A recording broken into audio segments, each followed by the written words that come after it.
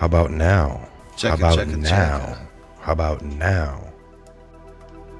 Testing 1, 2, no sound. Hold on, give it a minute. We're good, folks. We're good. Hey, we just got so excited getting in the studio. No, something didn't activate, but everything was on. But now it is for sure. I had to reset. Well, is that working? We're good to go. Welcome. If you could hear, do a little one on the comms. Has it been no sound since the beginning? We feel so amateurish. Wow. We apologize, you guys. Hey. Let's start this all over again. Welcome to the Patriot Hour. Yes. Hump day, pump day. Pump the volume. No, we were saying earlier, Mike and I were doing some IT work and some garage talk, and so I was able to get in the studio today. So very excited to be here. Mike and I were kind of reminiscing. We were talking about the correlation of how, obviously they take old movies, remake them, all other kind of good BS, but we had recently watched Pump Up the Volume with Christian Slater. Christian Slater. And some of the similarities between what he was doing in the old Patriot Hour show. Yeah, we were saying that we recently just kind of rewatched that. Came up and I think my head, and I watched it first. Was talking about, I'm gonna take a look at that. So you watched it, and yeah, movie from like 91 or 92. Dude has a little pirate radio down in his basement at his parents' house, and goes on every night at 10 p.m. And he says whatever he wants. It's all about freedom of speech, and he gets a little talk hard. That's what he So it's interesting though, but yeah, it really delves over the freedom of speech and saying things, and people actually trying to connect and communicate, but breaking all the quote unquote emotional. Yeah. Now that movie took a little turn when he had a caller call in and talk about or a letter. Because that's another thing. He had like a P.O Box. Yep. He did his show. He had, this is crazy. But yeah, somebody wrote in about wanting to suicide, kill themselves. And he kind of took it. How do you think he took that little, didn't really, he was upset that he never told him not to do it. He kind of made fun. Or, what, do you got a letter? You got a letter? Yeah. Well, I hate when people do this and don't leave a letter behind. Well, I think it's interesting. He's trying, I guess his character, Mike and I are not like really trying to delve into breakdown movies, but it's just Siskel and Ebert here. Yeah, folks. His character plays a senior in high school. I don't know what year, but I know some guy writes in about killing himself, and he tries to play it off as a joke, Mr. Serious. And he calls the guy happy hard on.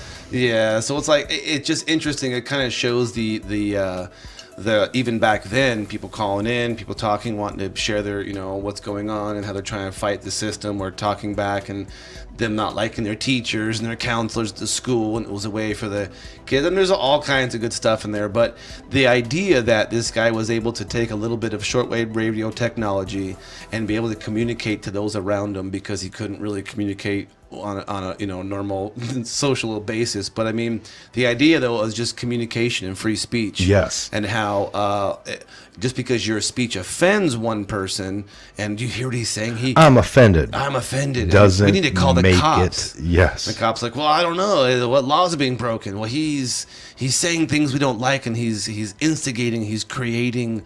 What do they say? I think they even called for a call to action or something like that. And it was like, well, that's just wrong. And it just showed how quickly, when there's dissidence at all in a society, it's quickly squashed at any means. And I thought, and of course Hollywood puts their spin on it, of course, but the premise of free speech back then, or what he was trying to do, still plays out. And we were talking about how that leads into Bill Cooper, in the. One of the most moving one was the Lansing, Michigan speech, where he's up on stage for a good hour and a half. And at the end of that, he goes into, you can own your own. Get a little satellite, these little uplinks. I do it. You can do it. Costs you a little bit of money in the beginning, but he was wanting everyone to, do what he was doing. And, now we got the power of what we're using, internet media, YouTube, other platforms that do this. So it was just an interesting correlation. Yes, that's how it parted out. So and you could take that. Even on other, and we'll delve into some other topics today as well. But I just thought it was an interesting little lighthearted kind of something to.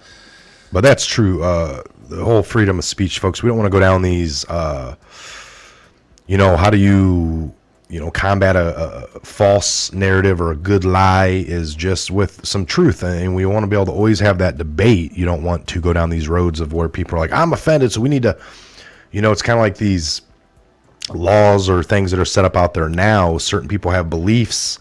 They try to live by them and apply them into their daily life as they go out and about, and other people are offended by those people's beliefs, whether it be like a cake store or whatever, right? We're seeing that unfold in real time out in the world, and this is just one scenario. There's others we can go into, but we'll keep it on that cake shop that doesn't want to maybe perhaps do the cake for the gay man or whatnot, folks. And so these people are combating that in the courts. Sometimes they're winning. This person was offended that sometimes they seek out on purpose, we know, to go to the one that won't do it, to create this issue in the forefront of the media to help their cause. And but if you have one person that starts out by being offended that this person won't do the cake, or it's somehow against the laws, they feel, they win. And now you end up with the other person being offended by what they believe in and having to possibly do something that they didn't want to do. So it's always these social It's an engineered evil cycle, because if you, and that's where where Mike and I always stand firm in the law, because the law is not, it shouldn't be. Now, yes, we can argue all day long about states have passed laws that are biased to if you're a boy or a girl, because I believe there's only boy or girls, or if you're this, if you're that. But on a greater scale, to start passing laws based on feelings will never work. Yeah. Because your feelings are, well, so who does the law cater to? Your feelings are mine.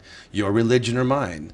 And so that's where you get down a real slippery slope. And then some people will say, well, that would go off the majority or of people that maybe feel a certain way. But they're like, no, because we saw under the Obama administration, it was the minorities getting things on top of the majority. Exactly, we saw a flip flop. So, and even that statement is very well thrown around when you talk about how people say, "Oh, well, it's the majority of rule." And in most aspects, if you had a civilized society, which we consider ourselves to be now, a lot of things, yes, that does are part and parcel with, not killing, not stealing. Things that we hold basic no matter who you are. You hold like, okay, this is pretty good things not to do.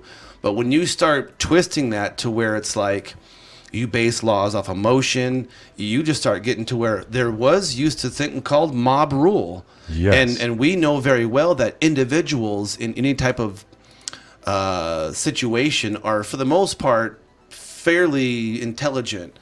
But the second they become mob rule, we've seen that. And I'm not talking about the most recent propaganda, false flag, Smollett cases where they talk about mob. I'm talking like, we're talking back in late 1800s, early 1900s, where you really had the rule of the mob.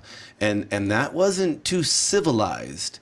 And so that's why we have a jury of your peers, due process. We have habeas corpus. I mean, these are the things that we have in place that are not biased to man, woman, what you're black, white, red, yellow, green, blue, and everything in between. So this is where we got to lay on and pretty much have your foundation. So there's always kind of fun similarities we try to assess and pull to. Pump up the volume, obviously being one of them. But it's just interesting.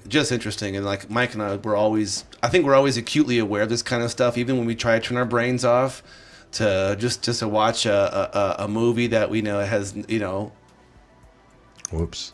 That nobody heard that but us. Yeah. Lori changed a little subject here. I was just seeing this headline. Lori Laughlin's a little upset. People are calling her a cheater. What do you think of that, Ben? Cheater, pumpkin eater.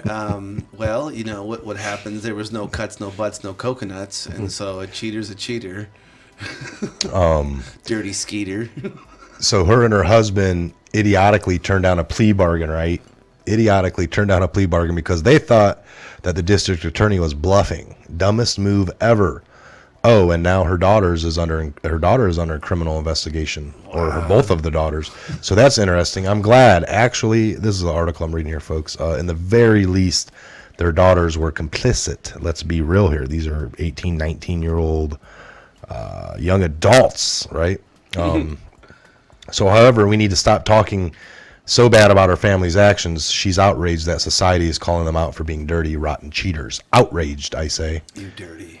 So, again, this is Lori Loughlin, folks, from Fuller House, the new one. College scandal, cheating, privy kids. And it's sickening because it's like, people like you and I, Mike, who we worked our. Are they cheaters? Would you is that calling the? Yeah, no, for sure. I mean, the bottom line is, well, when we were in school, could we do anything to get past the admission boards and get that piece of paper? Everything we did, right? I mean, it didn't matter if we had all the money in the world to pay for the classes and the books and all the extra courses. So they had to go above and beyond and be like, I'm going to give you, that's bribery. Is what it basically is. Yes. Collusion, conspiracy. Not playing by the rules. It's real simplistic, folks. This comes down to, this is how some people feel. So, for example, the other actress, now maybe whether or not she was told by everyone around her, her support system, her lawyers, or husband, or significant other, if she's even married, I don't know, Felicity Hoffman, whatever, played in Desperate Housewives. She came out with the 12 other no-name parents. I'm not saying they're average folks, but the other people that got caught cheating, maybe they're just not famous. She pled guilty with them at the lower level, didn't get that extra federal charge, and she came out with a statement to the media like, I know what I did was wrong. It screwed over lots of people that had kids that were probably, I mean, at least said all the right things. Well, that you know, it's like, okay, whether again this is somebody wrote it for her and she's reading like she does in all her movies and TV shows, but at least she went through the motion. And well, we know either she didn't, she's not up to date on some of her, handler requirements. Because let's be honest, we both know this has gone on for thousands of years. Okay, let's just drop all the like, oh my gosh, they did this cheating. There's certain schools, Yale, Harvard, we've talked about the secret societies. These people have billions of dollars. Their children, they send them to very specific schools, and they pay very large amounts of money. And you're there not only to get trained. You're not going to get your secret society, ancient mystery school teachings if you don't go to these Yale or these different societies. And so what's happening is you're seeing the higher oligarchy, these people, the elites, they're not going to get caught up in these scandals. Yale, this kind of stuff. What's happening is you get in the Hollywood bunch, and they're not keeping up. They're doing their things. They're thinking they're free to say they're doing what they want to do, but we're finding out that's not really the case. And this is the dirt, people. This is the dirt the deep state has. This is just like surface dust.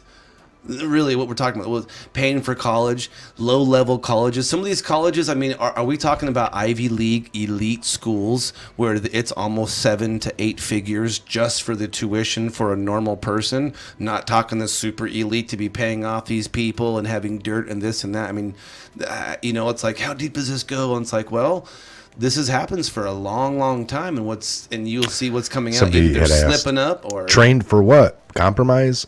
They learn in these, these movers and shakers, folks, when they get their kids into these and they get put into the secret societies at the Yale and they're part of these brotherhoods or whatever you want to call them. They're learning things, and then they end up going on and getting positions in the real world that dictate, there's that in between the people that run companies, the mover and shakers. Statistically speaking, if you just want to run the numbers, if you have a Yale, Harvard, or Oxford, and there's a couple other degrees, you could be, it doesn't matter, the dumbest person in the world. If you just have a few degree pieces of paper, you will automatically get some type of upper echelon job at some type of corporation. If you have an Ivy League degree, that's just how it is. That's how this is set up. Like Notre Dame degree, Purdue. Some of these are just, but you're talking about Yale, Harvard, Stanford.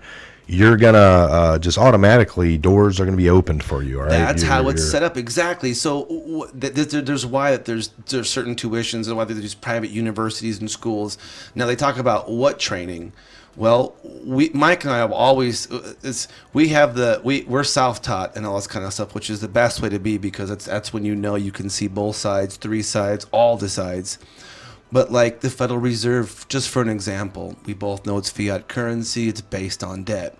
So the classical training that we don't receive in school, that these Ivy Leagues receive, they understand how the financial system truly works. They understand, and then they don't they teach you different accounting and CPAing and Yale than they do at Purdue or at Notre Dame or at the, at what are the other colleges. Well, yes they do. Yes. They have it layered as classical. We're going to be doing a Roman this and this kind of stuff, and you learn this is how our society is set up.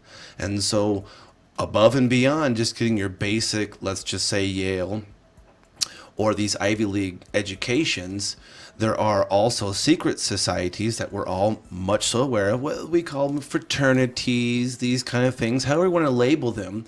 And through these, it's a way to network. Well, who are in these fraternities? Well, it just so happens to be presidents and, multi-billion-dollar company owners and movers and shakers. And this is just like anything.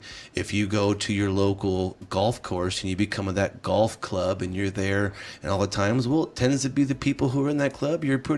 That's just how it works. So when you have people coming out at these levels, and they're paying for this, this is almost cannon fodder, but it's showing you yet one of their many, many tools they do to prop up these plastic individuals. We have this idea that the people in Hollywood are smarter than us. They're definitely richer than us, of course, because they've sold their soul.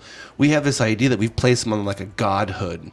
In reality, they're just these little plastic shells being propped up with fake degrees. So we think that what they say means more because we're a society, if you have That's why a lot of times it doesn't make sense what these people say. And you're sitting there like, what the hell? Yeah, it's like that doesn't make sense at all. Go ahead and read this headline up here, Ben. Bernie tries to explain difference between his democratic socialism and communism. It doesn't go well. So I'm just going to play this on the... do this here. Full screen for you. There you go. You guys are awesome, by the way. An objective investigation done by the House. All right, next question. Samantha Franco-Popple. Samantha is a sophomore at Harvard studying social studies from California. I have a sneaking suspicion I didn't say your name right. Did I get it right? It's Franco-Popelle, but it's okay. Not even close to what I said. No. But you got Samantha right. I did. I got that right. A Good. lifetime of it. It's What's your okay. question? Hi, Senator Sanders. So my father's family left Soviet Russia in 1979, fleeing from some of the very same socialist policies that you seem eager to implement in this country. So my question is, how do you rectify your notion of democratic socialism with the failures of socialism in nearly every country that has tried it? And do you think that... Yes. Come on, man. Thank you for asking that question. Is it your assumption that I supported or believe in authoritarian communism that existed in the Soviet Union? I don't. I never have, and I opposed it. I believe in a vigorous democracy. But you have asked me the question about democratic socialism. Fair question. And let me answer it. I happen to believe that in the United States, there is something fundamentally wrong when we have three families owning more wealth than the bottom half of American society, 160 million people. Something wrong when the top 1% owns more wealth than the bottom 92%.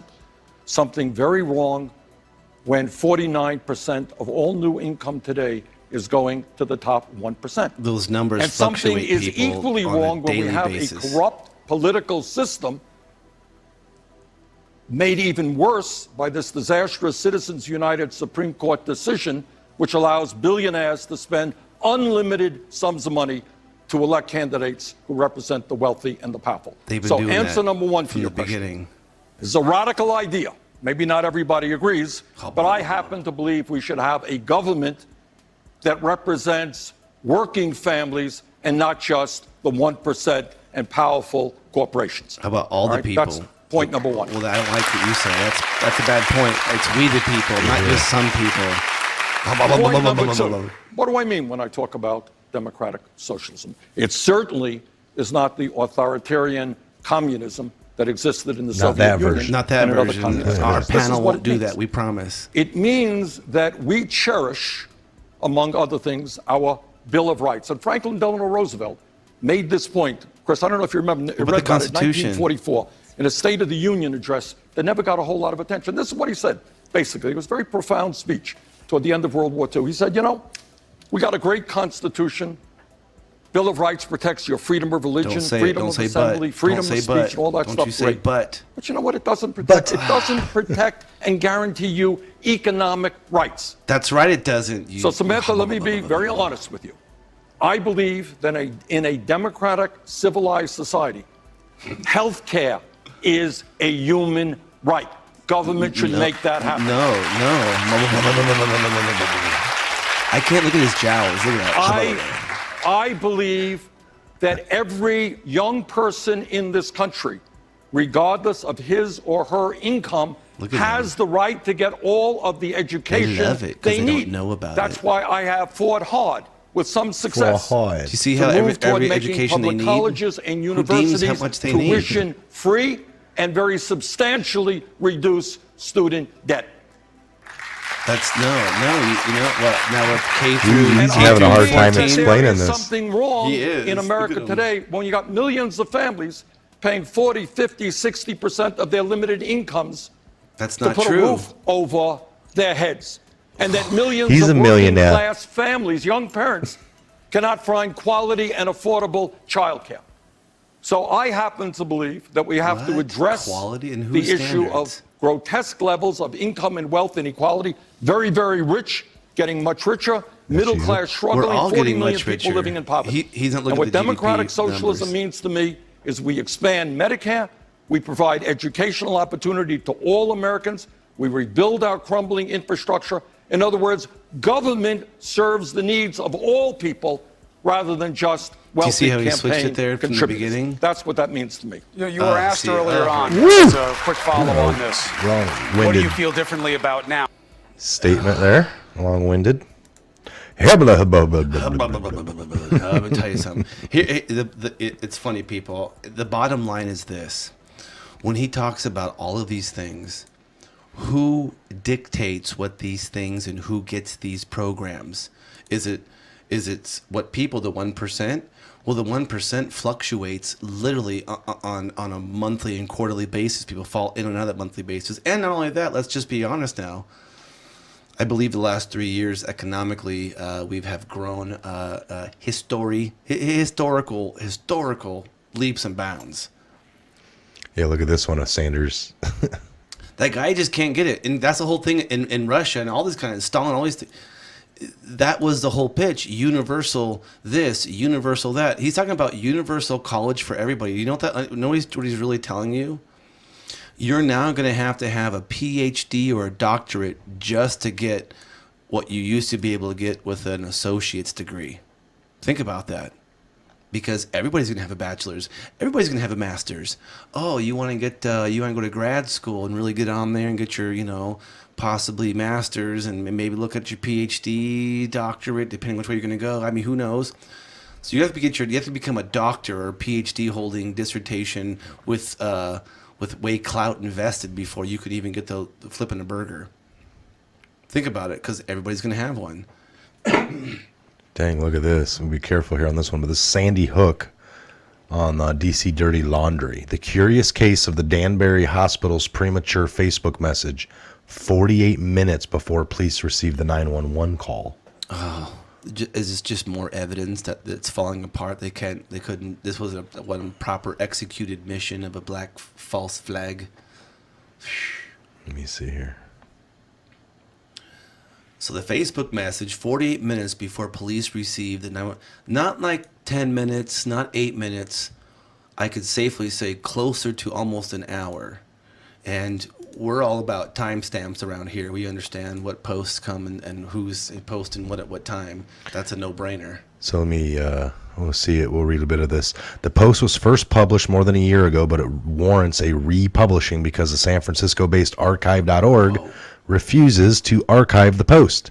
There are so many oddities and and what is that? Anomalies about the mass shooting at Sandy Hook on the morning of December 14th, 2012 in Newton, Connecticut, in which we are told first 20 first grade students and 6 adults were killed.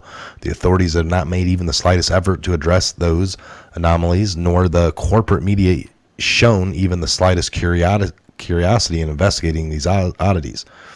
It is about one of those oddities, the fact that the Danbury Hospital posted on its Facebook page a message of sympathy about the shooting and an offer to assist 48 minutes before the Newton police received the 911 call about shooting at Sandy Hook Elementary. Danbury Hospital in Danbury, Connecticut is nearest hospital to Newton, just 12 miles down the road from the high school or the school. So let's look at this timeline here. Let me pull this up for the people because they're not seeing it. This is crazy, to say the least. So, I mean, and you know how this is not main. This won't be mainstream. This won't be televised. But by the way, people, and of course, look this source up for yourself or shown it here. There's you already know the. What's that timeline? What's that telling us? It says, so at 9:35, first 911 call to Newton Police Department is received. 9:36, Newton Police Department dispatch broadcast. So pretty much starting at 9:35, 9:36, police were called. Dispatch broadcast, there's a shooting at Sandy Hook. So it goes all the way up. Active shooter at 9:37. By 9:42, Newton officer calls out license plate of the shooter's car. So we're talking in the matter of 10 to 15 minutes. They entered the school at 9:44. 9:46, Connecticut State Police enter Sandy Hook Elementary School. So at 9:46, State Police get on scene, and then they enter the building at 9:46. So now here, at approximately about the same time on December 14th at 8:47, more than 48 minutes before, police at 9:35 received the first emergency call from She's Danbury Hospital, posted the message on Facebook. And here's what it says. We are here to care for any victims and their families in any way that needs us. Our hearts and prayers are extended to anyone involved in this terrible tragedy. To date, 3 patients have been transported to Danbury Hospital from the scene. Out of abundance of caution, not because of any district threat to Danbury Hospital is under lockdown. This allows simply to focus on the important work at hand. We will keep you apprised of any additional information as details are confirmed. So wait a minute. They already said that they have to date 3 patients been transported already to the hospital from the scene. Not just like, hey, if we need any help. They're already claiming 3 people are already there. And there's the original. There's your proof right there. December 14th, 2012 at 8:47 a.m. 40 some minutes. We are here.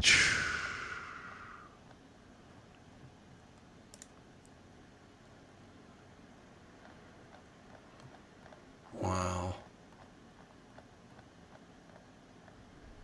Here's a screenshot of the Hallbig's email to be FMOT February.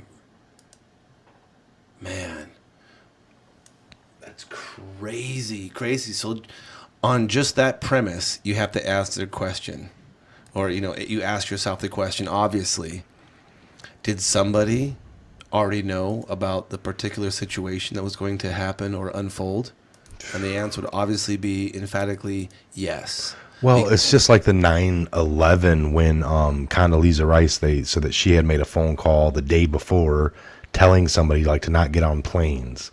It was like the buzz going around DC or the elites, people that are players, but not, everything's compartmentalized. The people who have classical training, who've been to the certain schools and that kind of stuff. If you worked with somebody on some dirt job on something, doesn't mean you're going to know about the next dirt job. How about the CIA guy in his deathbed that talked about wiring Building 7, the 3rd building that fell on something, and he's like, I never knew. I always did work outside of the country and wired up other bridges, but I was finally tasked with doing this. And and then on that day, he saw everything unfold. He never got the whole never got until it's happening in front of it. We're all watching. Yeah, he's seeing like, well, this is weird, and then right away it might not. Well, hell, I know I did that building. It's pretty close to there, and then that happens going down at 5 p.m. that night. And you're kind of like, whoa, that was my work. And you have other explosive experts like, oh, that's Bill's work down there. He likes to kind of slice him on the angle because he got that down. I mean, so just logically putting 2 and 2 together, it's quite obvious that somebody at the hospital was putting something as a because if the local hospital tweets something or puts it on their Facebook, that has a lot more clout investing than some Joe Smith who's I'm here on the scene, come check out what I've been looking at. The hospital says something, therefore, news channels, other people are going to be using these tweets and these Facebook. Oh, by the way, the local hospital already received. We get them. They're going to be using it as more. First, you have to generate the propaganda tools. Then you got to use the tools and see how the tools disseminate. I mean, it's a whole process. And I think Fritz Springmeier wrote us through that kind of the process. That, and of course. Barry, was it Bismanoff? Who was that KGB defector agent who came over and basically taught us how the saying words like socialism and communism and things like that, and how they actually go to subvert. Yuri Bezmenov. Another good guy to get into. He talks about basically how to subvert a nation, and it's not with a single bullet, but mostly with words, and it's working very well. There's a poor saying building 7 fell with it standing behind her. Yeah, they were ahead on that one when building 7 fell. Remember the one reporter was 30 minutes ahead. So, folks, it's hard when you go around lying and you got a coordinated effort lying. People are trigger happy. They make errors because it's not a natural flow of it's a lie. You know when it's not organic. Does it feel organic? Mm-hmm. Yes, it's an idea being pushed, and unfortunately, it takes years later of people like you guys out there, Mike and I, digging through, sifting through all this information, putting 2 and 2 together, watching videos from the early 90s and like, oh my gosh. But that was out in the forefront on that, I just see the cognitive dissonance that we're a part of today is crazy. We're going to take just literally, folks, about a 5-minute. I got to use the restroom and get something to drink. Coffee's gone. I need something to wet my whistle. So give us like 3 to 5 minutes at the most. We'll be right back. Check this out. I played it in the beginning, play it again just for something because it's about 4 minutes long. Fool me once. Shame on. Shame on. Shame on you. Shame on you. For me, take that ball again. Take that ball again. Take that ball again. Take that ball again.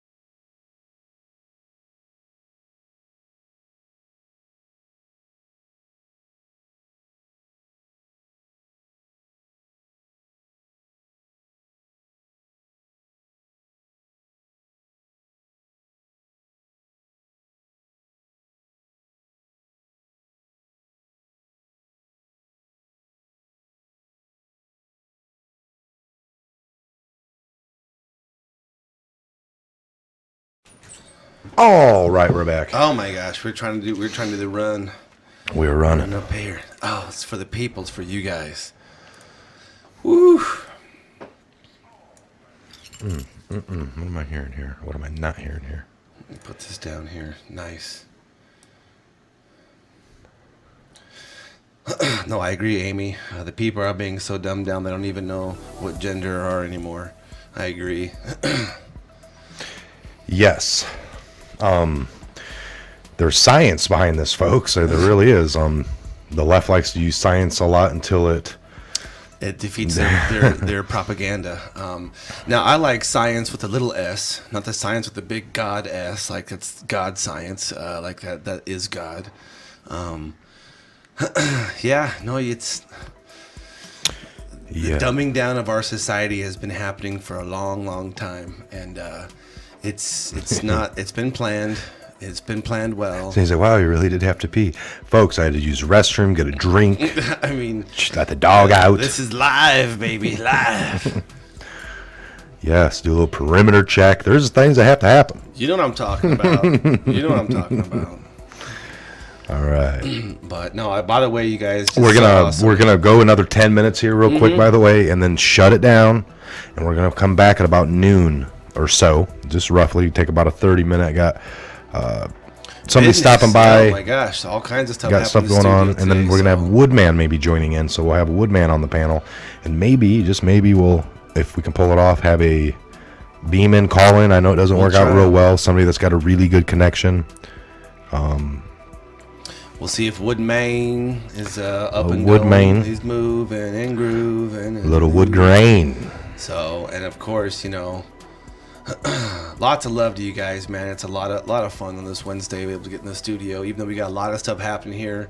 Man, teams rocking and rolling, some good stuff happening. Of course, we're getting excited about the weather changing, making us even more anxious about seeing these sealed indictments becoming unsealed, and nice clinky bracelets, taking them to old Gitmo. Little Gitmo. Some getting Mo inmates. Gitmo. Let me see here. I went over one yesterday. It was pretty good.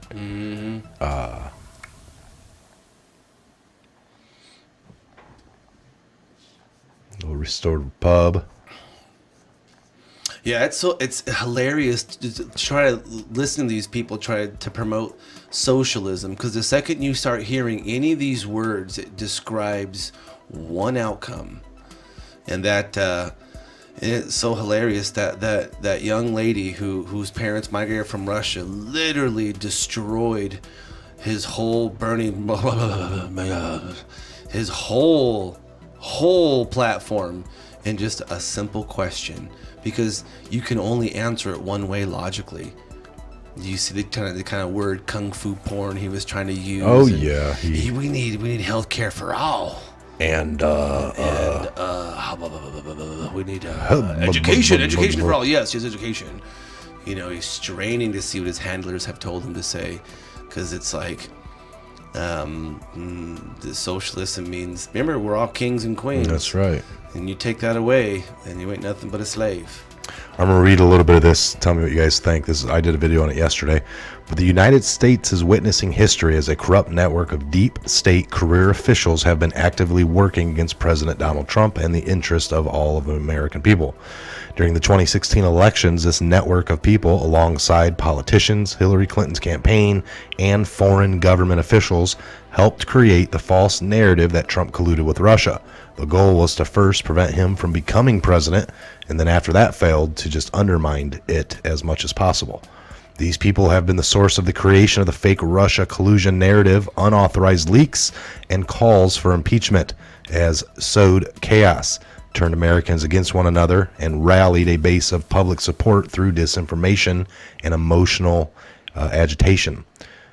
This Spygate scandal involved the Obama administration using the powers of spy agencies and corrupt legal systems to surveil a political opponent in an attempt to alter the outcome of an election.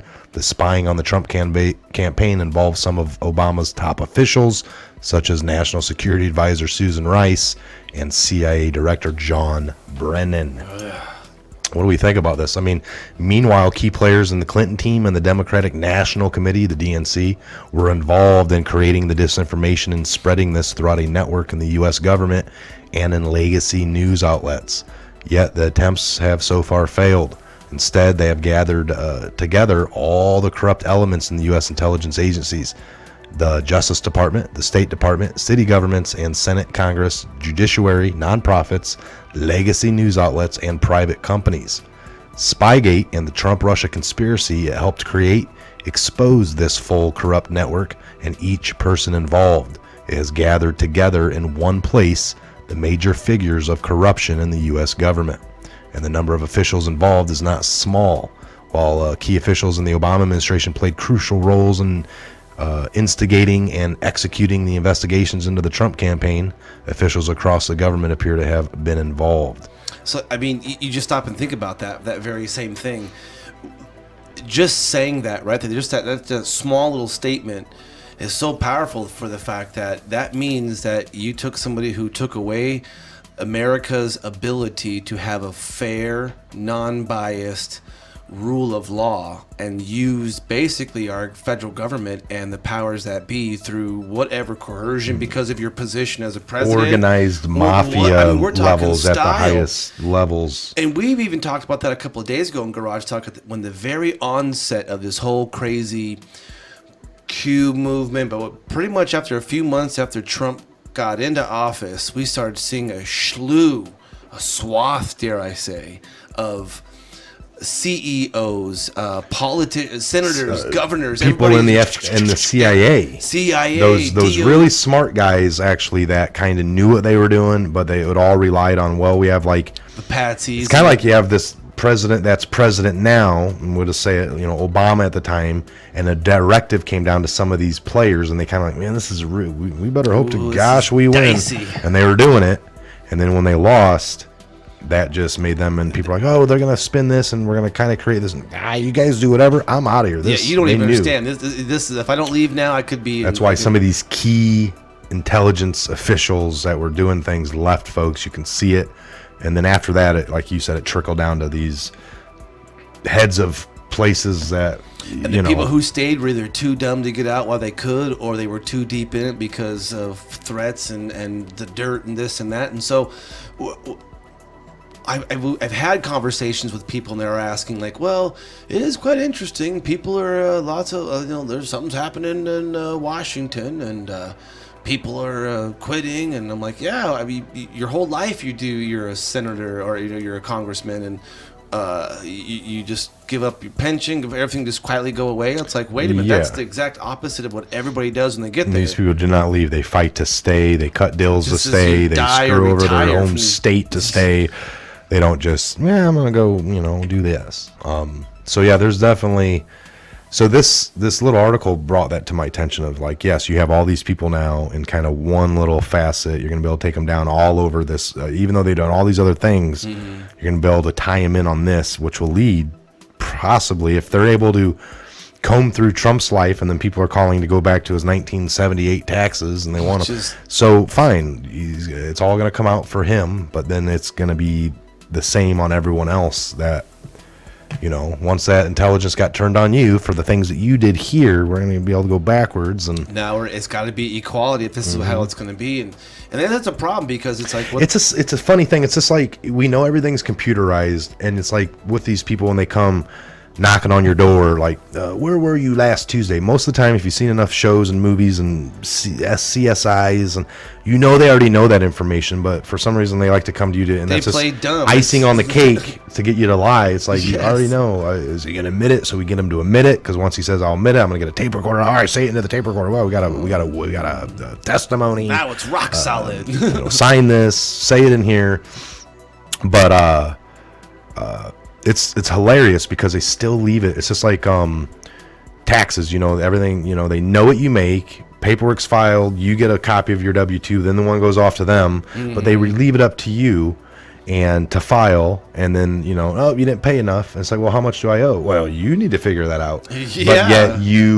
But they keep And if you don't figure it out right, then they come back at you anyway. So they already know it. So why don't they just give you a bill of what you owe? Why do they play this game of you go file? Mm-hmm. And if it all comes back to match up with what we got over here, it's like they leave it dumb. Well, but because the taxes we pay to the IRS it has to be a self voluntarily voluntary. Yeah, because you're not supposed to be paying the IRS, but we voluntarily pay without getting. So they can't send you the bill. Yeah. Oh yeah. No. This is we know how because they know, folks. They know exactly what you owe. They know too. And but they leave it up to you to go do it. And then if you don't do the right thing, then they like you said, it's like they don't want to send you the bill because they can't. But yet they'll come at you with a gun to arrest you and engage you.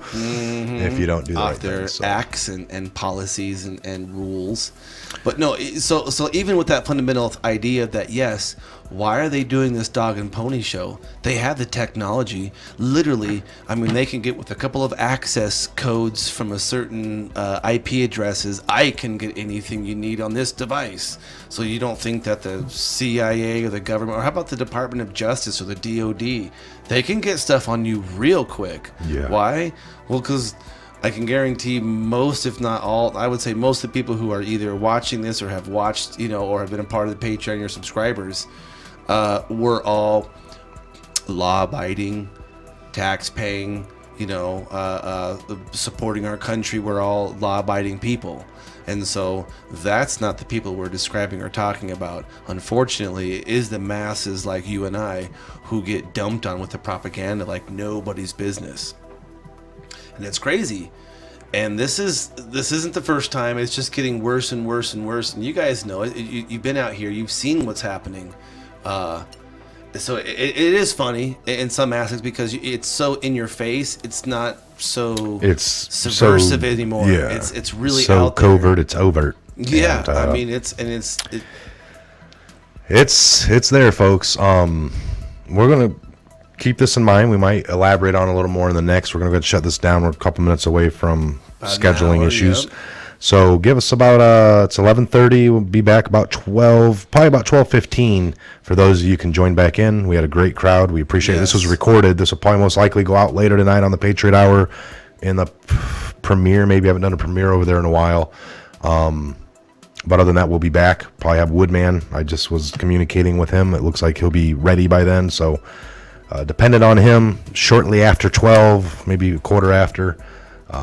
Look for us. Again, I'm Mike. This was Ben. We appreciate you joining in. God bless. Godspeed each and every one of you worldwide. And any words there, Ben? Yeah, no, you guys just super awesome to be in studio. Pretty excited and trying to keep on fighting the man in the mainstream media. Trying to create our own and give you guys the news we saw. Little tidbit. Pump up the volume. Great little talk hard, folks. Talk hard. And never give up your freedoms. Keep fighting for your rights. Don't give nothing up for free, because when you typically give things up for free to idiots, it's really hard to get them back. So yep. All right, we'll see you back here real soon. Have a good one.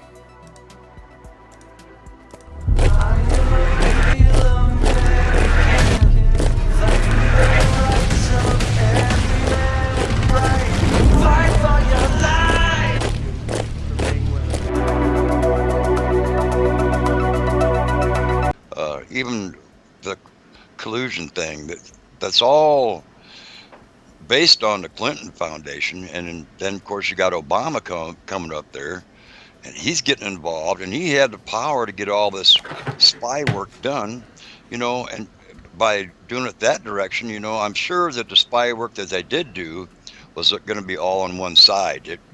It didn't work.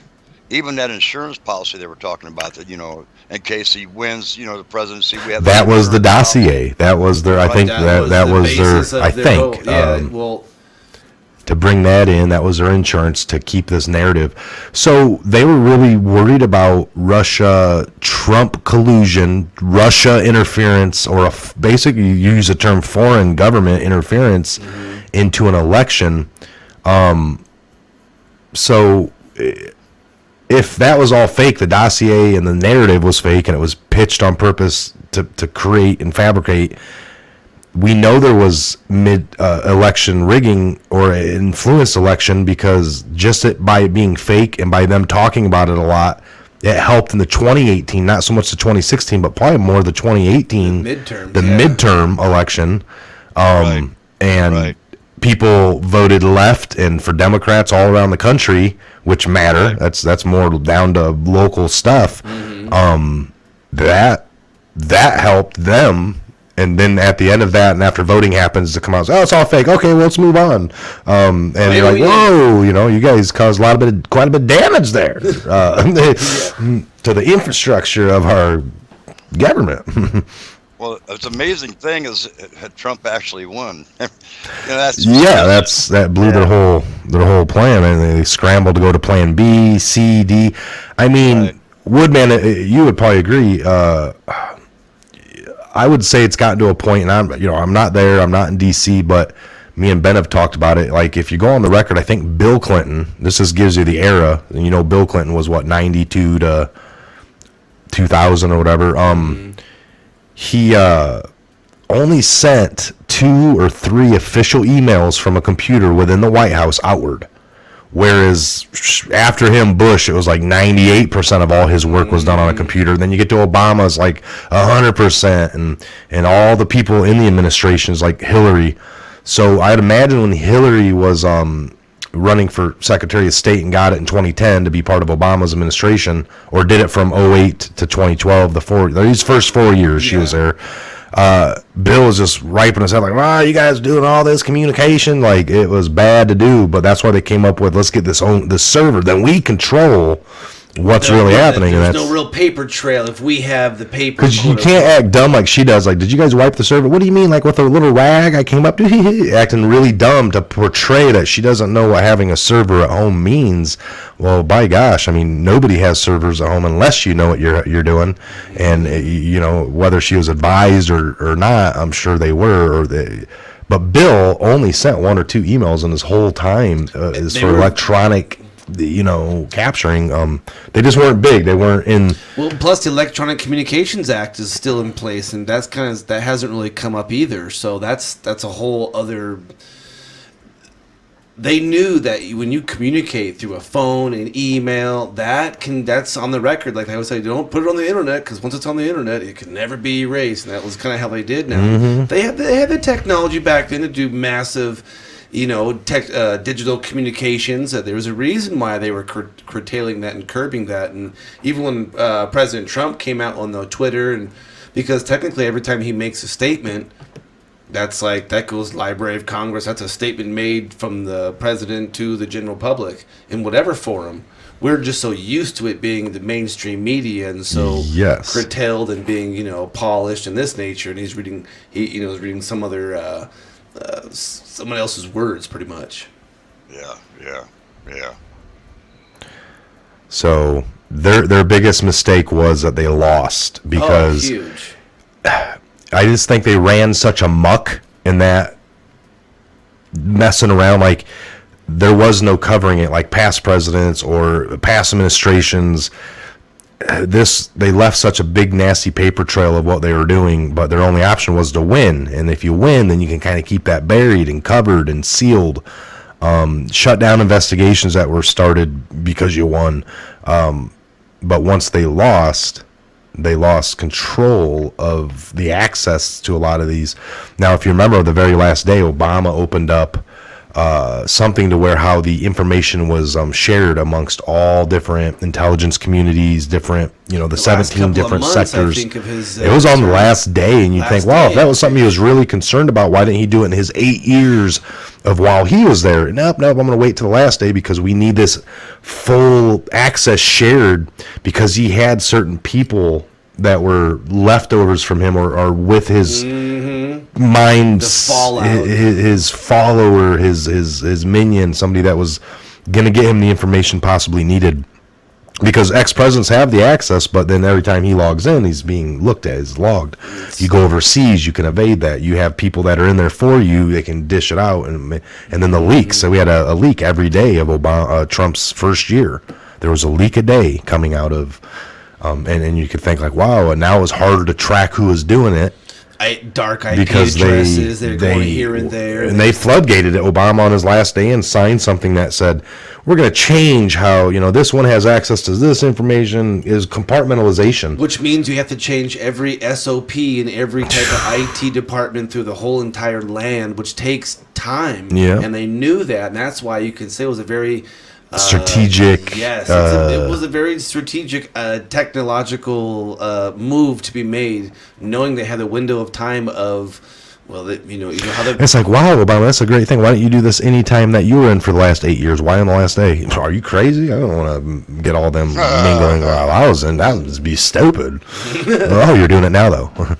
Yeah, to help put a demise of Trump. So you could see these little acts, and if you put them all together individually, they look a little weird, but man, when you have the whole picture and you start putting it on the wall, like in my other room, and you just have the ropes hanging from different things and the tack pins. Thousands of pictures of locations and trajectories and shots and angles and degrees and even the barometric readings. Barometric pressures and curvature of the earth and the crosswinds of, folks, it gets, it's all smoke screens and wishful thinking. Yes. So, all right, we are about a half hour in. We can keep going here a little longer. What else, Woodman? What's been piquing your interest? What have you been seeing? Anything kind of turning in the narrative? Are you starting to see how Trump's setting this up? Or that Judicial Watch, Tom Fenton over there, they're still finding things out every day with FOIA requests, more emails from Hillary. Collusion of emails from Obama over her server talking about, if you guys just kind of let this go, we'll give the FBI, what was it, some kind of like funding for more projects or extra people or extra funding for FBI requested project of last year's. And there's emails now over that from the Obama administration to the FBI saying, if we can just let this matter kind of go, you guys will get privy to funding next year. Cars and all that stuff you wanted. We said no because those were luxuries. Well, I like the way our president actually pulled this off, because not only did he win the election, I still think JFK Jr. is still helping him out. I ain't kidding you, because he just knows exactly what to do. He lets people hang themselves, and then then he calls them out on that. Well, gee, that's he's picking on whatever, trying to sidetrack bull hockey. These people are ruining their own lives. They still think, and they have done a great job dividing the country. I have to admit that. A great job, because there's a lot of people now arguing with each other about, how things should be. I think that's one of their main objectives in the first place, is, keep the nest stirred up. Then we can suck you over to our side, like they've done in the midterms. That really screwed everything up by that, but it still backfired on them, because they have a little more control, but you can't hide crimes and treason. Like you just can't hide that, especially when there's an investigation going on that they're finding out more and more and more and more. The thing of it is they're going. They find out something, then they have to go to a different department, because he's supposed to be focused on one thing. Yeah. The collusion thing. Well, by finding things out along the way I've been seeing on what I've been watching anyway, he packs it off to a certain investigating department, that is designed for that. I really think that they have a lot of ammunition stored up, but they're not ready yet. They're just not quite ready yet. They still have to get all their ducks in a row, because once they really start doing the heavy stuff, they have to really have it together. And we're talking about we're fighting amongst ourselves in the FBI and department heads. All these people that are really going to get in trouble. They have followers too. So and we found out real quick to add to that when Trump came in, and this isn't anything Trump wrote up right away to get privy. It was something that's been existing for, I don't know, 30, 40, 50 years, since the existence of the birth of the FBI and all these agencies, these 3-letter alphabetic agencies, that if you find the heads of them to be corrupt, and you're talking the top 4 or 5 guys, and if it's like number 1, number 2, if you find the heads of these departments, these 3-letter alphabetical agencies, to be corrupt, working with foreign governments, trying to overthrow, treason, sedition, treason, name it, you can shut them down and until you get it fixed, and then you reopen. Audit the entire department. Which, I mean, Trump didn't do it that way. He went through the abuse of the media and went through all these investigations, and then systematically, look who's been fired. The heads of all these agencies. We're down to like Rod Rosenstein and some of these other people that they all have connections. They all know each other. They should have recused. They're all worried about Trump, and everything they've projected onto this man has been a mirror. It's been crazy. Isn't that great? And here's the neat thing. That's what. That's awesome. In my opinion, the way he tweets stuff, this is his way of attacking all the fake news crap. You know what I mean? I would agree. They still get it. They still get it out there, but it doesn't quite have as much impact because he is tweeting stuff. And,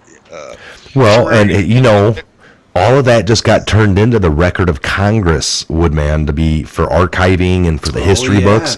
It's all there. It's public. You're getting his exact word. That way you don't have to wake up and rely on Fox, CNN, MSNBC to hear what he said. Oh, Trump talked earlier. Here's what he said. They'll sit there and tell you what he said and beat it up to death and then show you the clip. And you're like, he didn't say any of the stuff they were just saying. It's weird. So there's a direct way for you to hear from the president. Why not? There's no misconstruing it unless you're reading it wrong or taking words that he says to be mean differently, but at least you have a better shot at listening to what this president is saying. Look at Hillary. She went to great lengths. She wasn't president, but she went to great lengths to slow down, to stop FOIA requests, Freedom of Information Acts, because they couldn't access anything because it was all at her own private server. Right. Took 4 years after that to turn it over when they asked. Normally the FBI or government kicks in your door to take something that you took. They knock on her door, say, we get our, we don't have any of your stuff. Oh yeah, let me go through, get out what I deem to be I'm in the shower, yours. hold on, I'll be down 4 years later. I'm in the shower, I'm busy, we'll get those over to you ASAP, and 4 years later, you got what she said, I gave you everything, and that was a lie. Yeah, we found more. That was a lie. Lie. So it's hilarious how they do this. Smash stuff, man. Yeah, turn over those phones. Well, here they are in piles of rubble. It's amazing. It's amazing. So I ran over it backing out of the driveway. Sorry, 13 of them. Well, that one got hit with a sledgehammer. That one I ran over. That one I dropped from a 15-story building. Yeah. You haven't driven a car since '83. You've been taken around by the Secret Service. It's funny. So I mean, I don't know. In closing, man, what do you think of the end game here? I see you got the 2020 Trump. Let's keep America great. So in closing, what do you think? Is the end game, is it building up for the election to where there's like maybe a disillusion of the DNC because of how they handled stuff and they can be temporarily ostracized or not able to support a candidate? I mean, what are your thoughts on that? Well, we still live in the United States of America, and we can't destroy everything all at one shot. It'd be nice if we could, but then who do you replace these people with? It's got to be done systematically. I hope I'm following kind of. Yeah, no, you got it. You're right, because that would be a blow. It could be like you said, if you shut down one of these agencies, people would have looked. They didn't know why Trump was doing that, or well, he comes in and now he's shutting down things. He's like Hitler, He got compared to Hitler a whole bunch. So you had to do it the right way. Here's the bad thing: each one of those departments now they're fighting amongst themselves, and rightfully so, because they're getting rid of the rotten apples. Let's just say, well, it takes 1 or 2 rotten apples to ruin a whole bushel, and which is really true. But they're. I don't think they're releasing it quick enough. That's for No. me. I want. You're paying a lot of attention. So, and everyone that's part of the Patriot Hour and all these other channels that are actually following along and actually paying attention. Yes. We are all really overly ready, but you got to look at the majority or the common man, the common woman, the common man out there. They are, they're starting to see it now just by the shift of the narrative. Like, well, these things came out, the investigation's over, and Trump's still not. He's still our president. What the heck's going on here? So it's or a little bit more slow time for them, other than that they've known 2 years has gone by. The neat thing is that Trump and his, let's just say Trump and his people didn't cram this down America's neck. Yeah. He let it come out.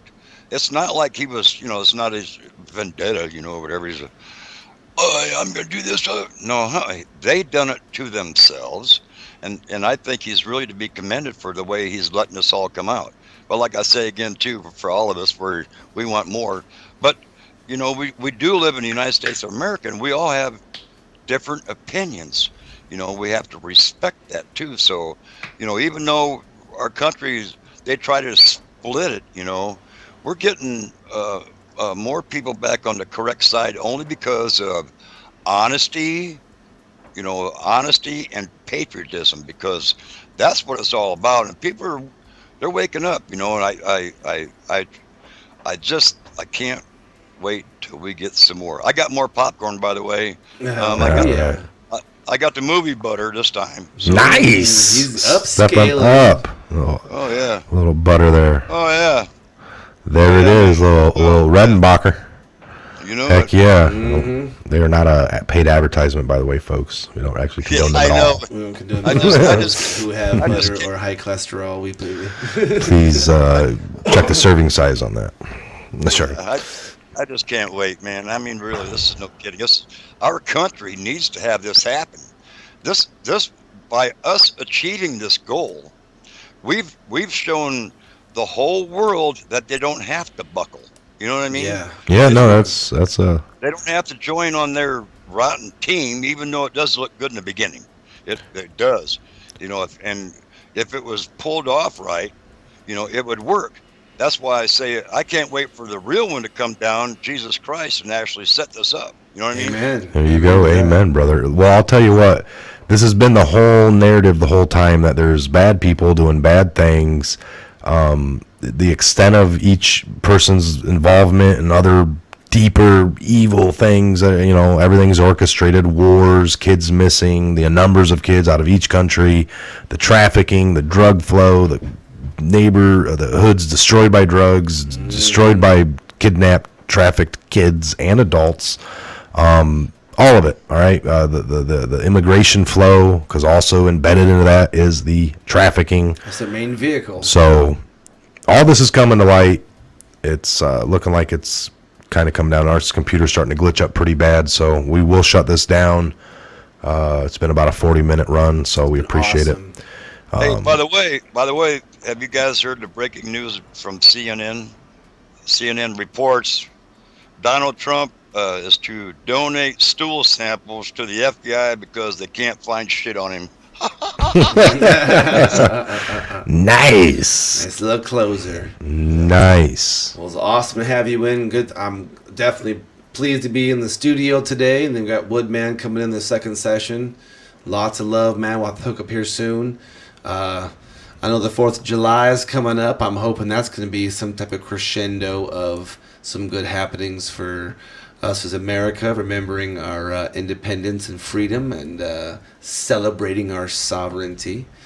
Yes. All right, folks. And thank a veteran for sure during this time. Yes, thank a veteran. Shake his or her hand and tell them thank you for serving your country. All right, folks, make sure you're subscribed here at the Patriot Tech, and we will I'll be back probably this week with Woodman, Ben on or something. We'll be beaming in, doing our normal thing, getting back to it. It's been slow last probably about a good month, videos here and there, but a lot of spring cleaning going on, a lot of neglect in my own personal house, so I had to just get on it. So things are getting there. So again, guys, God bless, Godspeed each and every one of you. Signing out. Airborne. Have a great day, everybody.